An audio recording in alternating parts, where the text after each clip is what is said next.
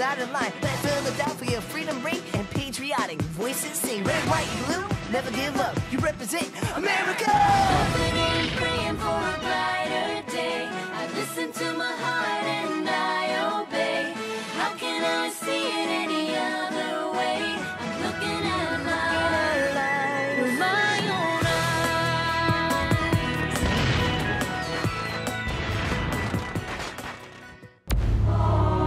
eyes. Today on Liberty's Kids. We need that money. Otherwise, I fear that the sword I now wear to defend France as our ally, I may be forced to draw against France as a British subject.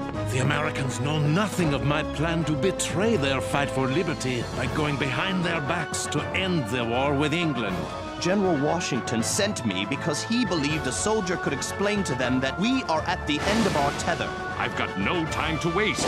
I must have the French fleet dispatched.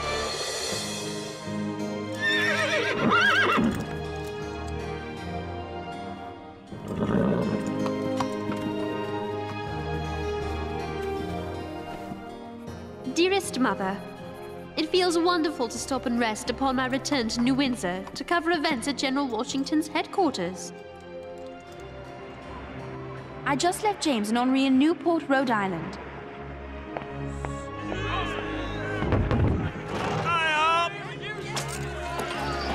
Henri is so excited that French forces have arrived. He brags that they will end the war, and soon. I do hope he's right. Sometimes it seems as if the violence has been going on forever. Light company to drill after supper. James thinks he can use Henri's help speaking French when he meets General Rochambeau, the commander of the French army. He told Henri he could go with him, as long as Henri promises to behave himself.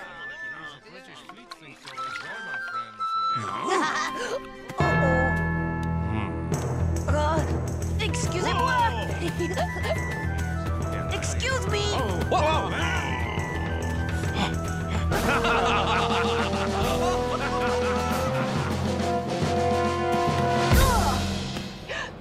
And who have we here?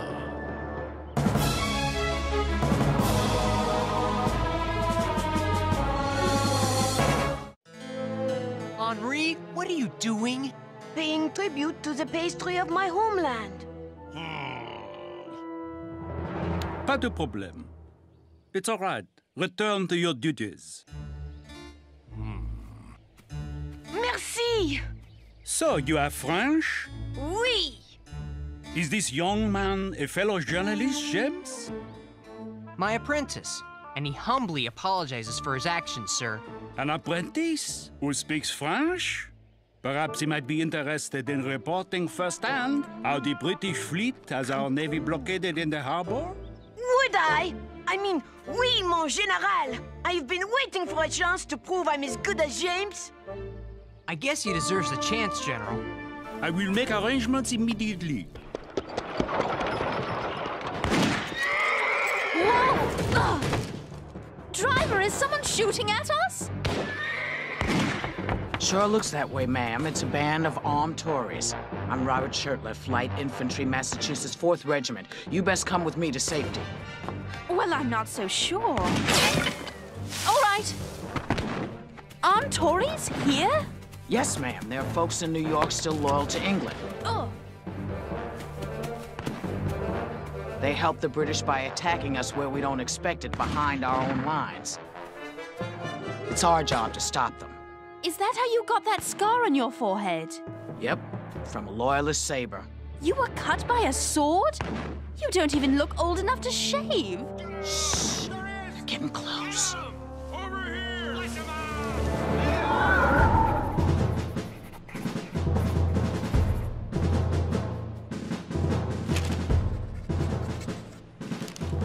General Rochambeau, sir, how do you like America? It is not what I expected. Why, you don't even have a centralized government. Your Congress can only suggest what the state should do. Your treasury is empty, your military supplies are nearly exhausted, and the local citizenry is angry. I know. Even General Washington is upset that his soldiers must take food from citizens to feed themselves. But I'm sure he'll think of something. He already has. The general sent Colonel Laurent to France to beg for more gold, guns, and gunpowder. Why would he send Colonel Lawrence when Ben Franklin is already there?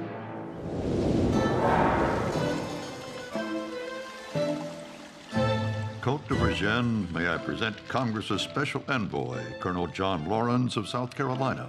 Bonjour, Colonel. And good day to you, sir. Dr. Franklin has told me of how unfailingly the French Foreign Minister of Finance has supported our cause.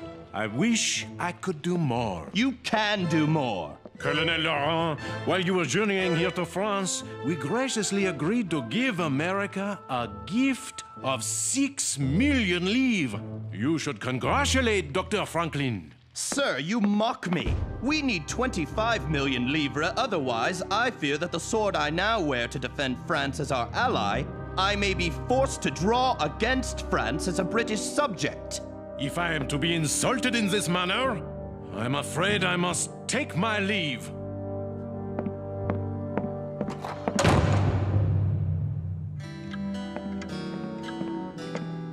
Monsieur Virgin, a message has just arrived from Chevalier de la Luzerne.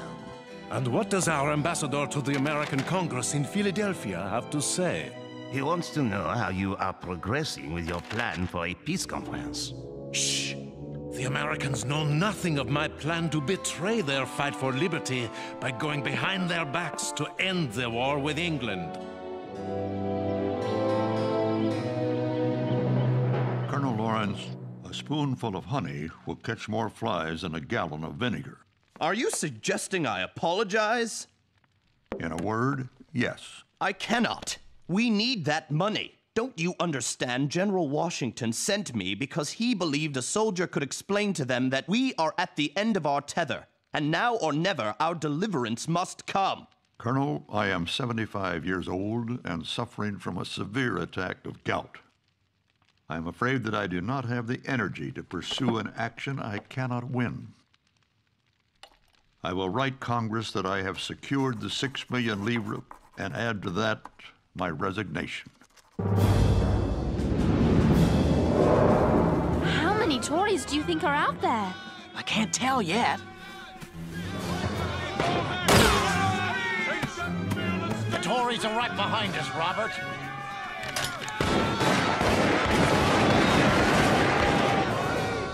Guess we stopped them, Robert. Robert!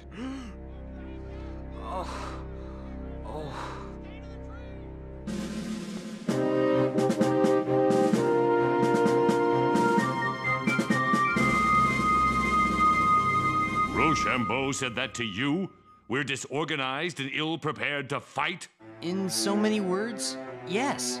I don't understand him. He wants to send his troops south to aid Lafayette when he could join with me to retake New York City and end the war.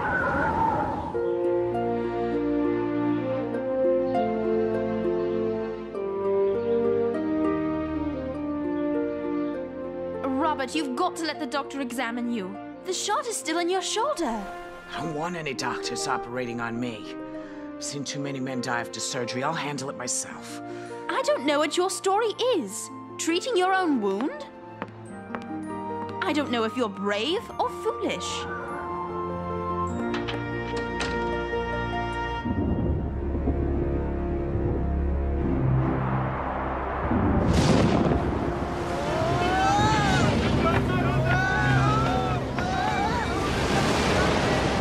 So, do the ships always walk like this? Back and forth and back and forth?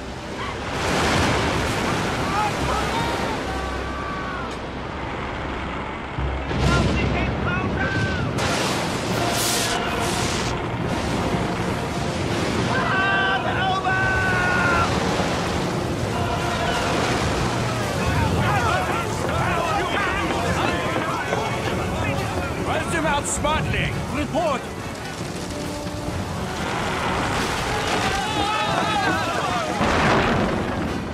The storm is putting the English fleet out of commission. Come, we must ride to Rhode Island and urge Rochambeau to send the French fleet to strike now. Retaking New York City would make big headlines. That would take too long. Right now, I need a quick victory. My spies are hearing rumors that Bergen, the French foreign minister, wants a peace conference with the British to end the war. I've got no time to waste. I must have the French fleet dispatched. This is the perfect time for Rochambeau to sail for the south, capture Benedict Arnold, and defeat his army. Now that headline would stop the peace conference. Yeah!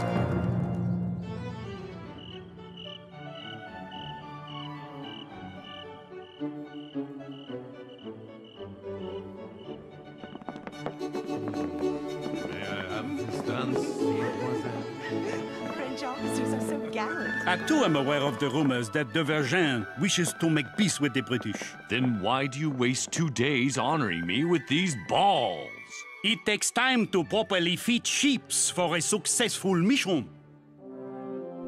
Robert, are you all right? Robert? Hello, is there a doctor out there? Yes, I'm Dr. Barnabas Binney. I was talking to Robert, and all of a sudden he stopped talking and started sweating.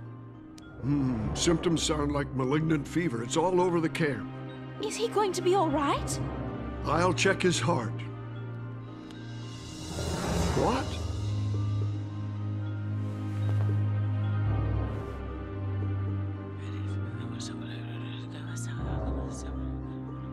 Oh, no. What is it? Is he dying? No, Robert's going to live, but how shall I say this? Robert isn't a he. He's a she. What?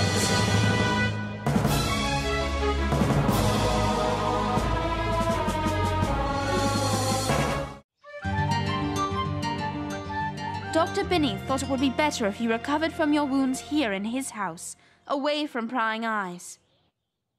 So while the doctor figures out what to do about a young soldier who everyone thinks is a man, but really is a woman, why don't you tell me your whole story? Where should I start? How about with your real name? My name is Deborah Samson. Deborah, why would a woman enlist in the Continental Army? Heck, I was tall as most men, just as strong too, and I wasn't afraid to shoot a gun, so why shouldn't I fight for my country? I guess I was always kinda unconventional. See, my father went off to sea when I was a very young girl, and my mom was too poor to care for 7 kids. So I worked from the age of 10 to 18 as an indentured servant. Indentured? You mean forced to stay and work, not able to leave until your mother's debt was paid off? Yes, that's exactly what I mean. And I'll tell you one thing, working in the fields made me strong. After my chores were done, I taught myself to read, Sarah. I read every book I could get my hands on. I must have learned a lot, because when I turned 18 and earned my freedom, they hired me to be a school teacher. But I didn't think women were supposed to be school teachers. I caused quite a stir, and I'll tell you something. I really did love teaching. I guess not following the rules just comes naturally to me. And since the Army doesn't accept women, you enlisted as a man. Well, I sure tried. Timothy Thayer? Yes, ma'am. The problem was, I tried to join up in my own hometown. Not the smartest thing. Timothy Thayer, huh? Well, I only know of one person in this town that holds a quill that way, because of an injured finger on her left hand. And that's the school teacher, Deborah Samson. They caught you and you tried again? Why? Well, I just turned 21 and I didn't want to just get married. And I wanted to fight for my country. To all brave, healthy, able-bodied young men. I knew the Army was hard up for soldiers, so I went to a town further away and enlisted there. How on earth did you go unnoticed by the other soldiers? It was hard. They teased me about not shaving, so...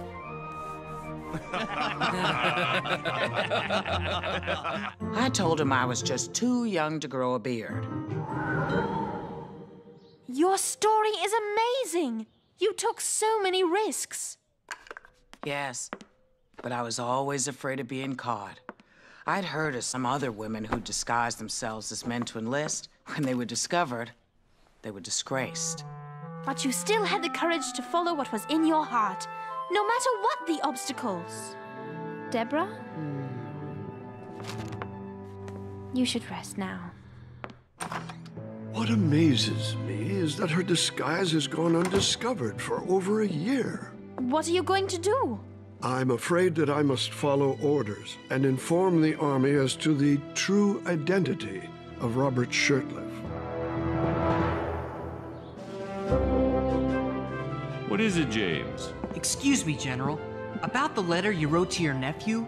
Ah, yes. I wrote to Lund that if Rochambeau had ordered the French fleet to sail south when I wanted, we could have captured that traitor Benedict Arnold and destroyed his army. I'm sorry to report that it's been printed in this New York Tory newspaper.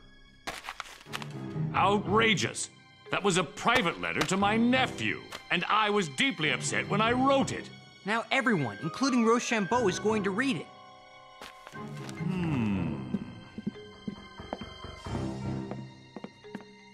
I will write Rochambeau an apology for my blunder.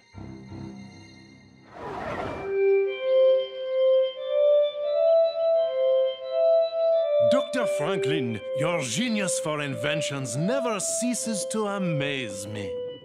I thought a duet on my glass harmonica with Marie Antoinette might be nice. If you'll excuse me, Virginie, I believe the letter I've been waiting for has arrived. Is it from America? It's Congress's response to the letter I sent. Thank goodness they do not accept my resignation. They have the good sense to realize that when I resigned, I wasn't feeling well. I must write Congress and tell them that I'm feeling better, and it will be a great honor to once again buckle down to the business of America. Then I shall take my leave. Monsieur Virgin, the English have replied to your request for a peace conference.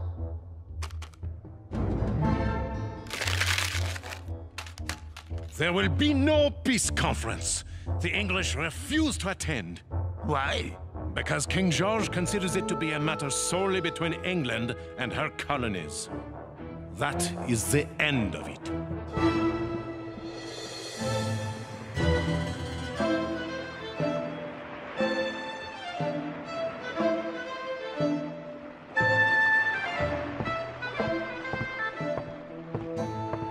Pardon, where do the sailors sleep?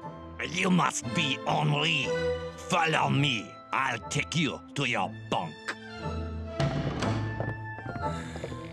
This is your bunk. There's someone in it. But of course, there aren't enough beds for the whole crew. So, you sleep in it when he is on watch. I can handle that. I'll be too busy as a journalist to sleep anyway. So, where do we eat? Dinner. Sacre bleu! Is this what you usually eat? No, this is better. Wait till we set sail. That's when we get the bad stuff. Let's go, Benet! Marche! 1, 2, 3, 4! 1, 2, 3, 4! 1, 2, 3, 4! So, you're sure you don't want to continue as a journalist with the French Navy? Oui. I guess you could say I don't have the stomach for it. Hey, Washington's talking to Rochambeau. Come on. Count Rochambeau, I am dearly sorry for any embarrassment I caused you with my letter. It was written in a time of distress and was meant to be private. Mon General, I received your letter of apology. Consider it a matter of no consequence. Thank you, sir, but I must persist. Have you given any further thought to my suggested plan of attack? General, I have indeed considered your plan, and am now ready to join you in an attack on General Cornwallis in New York City. Boy, Sarah missed a really good story.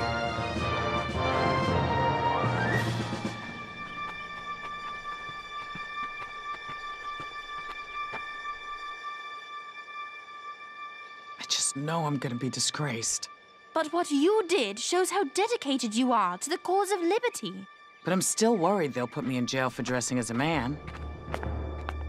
Deborah Samson, also known as Robert Shirtliff.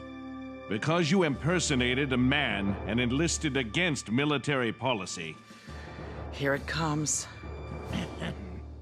It is my honor to note your extraordinary instance of female heroism by discharging the duties of a faithful, gallant soldier.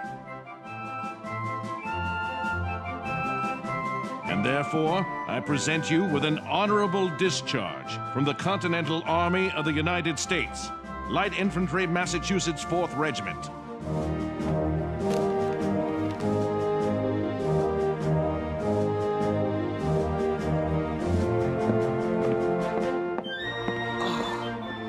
For a minute there, I thought I was in a heap of trouble. Except you showed the whole nation what you are capable of. I reckon I did, didn't I? So, what will you do now that this adventure is over? I guess I'm just gonna have to find me another one.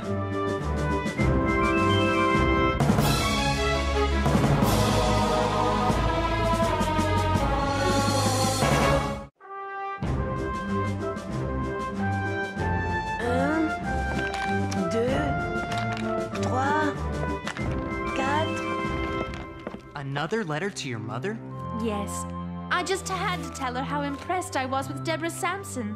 I'll tell you, she impressed me, leaving that shot in her shoulder. It's more than that. She made me wonder, if a woman can find a way to serve as a soldier, why can't she enjoy the same rights of citizenship that men have? Why can't this whole country be unconventional? I mean, aren't we already rebels? Henri, what are you doing? If I couldn't be a journalist, I wanted to show you I could be a printer, all by myself. That's great. Now you could show us how you could clean up. All by yourself.